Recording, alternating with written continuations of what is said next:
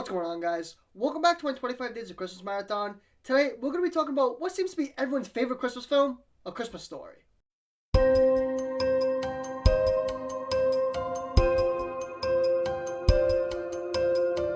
Off the bat, this film is simply tons of fun. It's very over the top, with so many memorable scenes, like the kid getting his tongue stuck to the pole, or Ralphie climbing back up the slide just to get kicked back down by Santa, also having countless catchy pieces of dialogue, like, "You'll shoot your eye out, kid," or "I triple dog dare ya."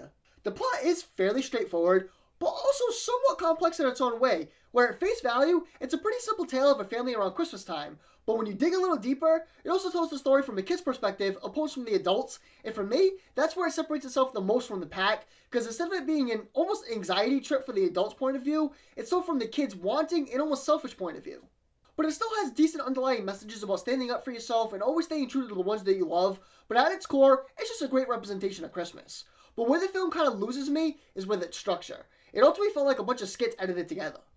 It's not that each plot felt like its own movie, because everything falls in line somehow, some way, but it just didn't really make the most sense, where I wish things felt a little bit more cohesive. Now, when it comes to the performances, some were stronger than others, but man, it seemed like they all had a great time while doing it. I genuinely do not know how they kept it together through some scenes, where things just felt so over the top. There was actually some bits where you could tell they just couldn't hold it in, and although not planned, it just worked so well, playing off that genuine feel they had as a family.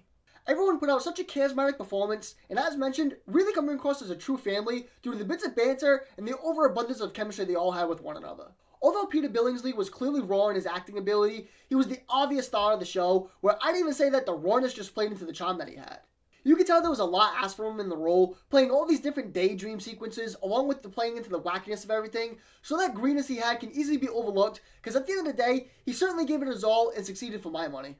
Now, the sneaky star of the show, for me anyways, was Darren McGavin as the dad.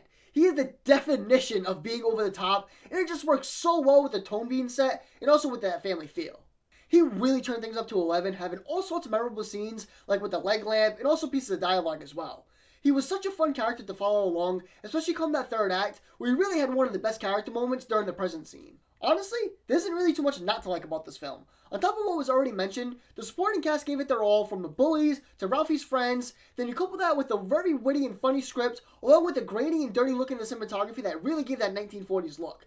All the pieces just came together. Overall, my only real gripe comes from the story structure, which does knock at a couple of points, and sometimes it feels like it goes on for a little bit too long, because things don't really feel entirely interwoven the best. But at the end of the day, I can surely understand why people love this flick. A Christmas Story gets a 7 out of 10 from me. Let me know what you think of Christmas Story in the comments below, and let me know what film you'd like to see me review next. See you guys in the next one.